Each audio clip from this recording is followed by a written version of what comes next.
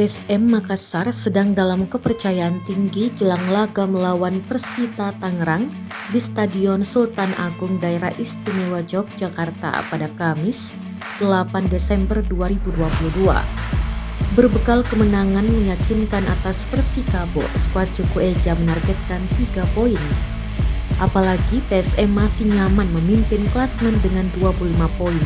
Sementara itu Persita datang dengan catatan buruk. Di laga terakhir, Persita harus mengakui keunggulan Bali United. Persita tumbang dengan skor 2-3 dari Bali United. Pengamat sepak bola, Budiarjo Talib mengingatkan pasukan Ramang agar tidak terlena. Pasalnya, jalan menuju tangga juara masih panjang. PSM harus berjaga, jangan sampai terlena dengan kemenangan, ujar Budiarjo Talib. PSM memang sedang di atas angin.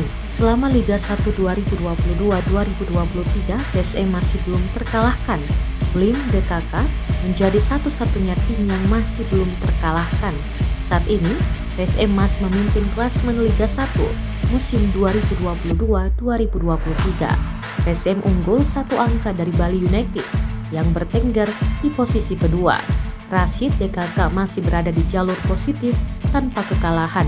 Sementara itu, Persita berada di peringkat 6 dengan koleksi 22 poin.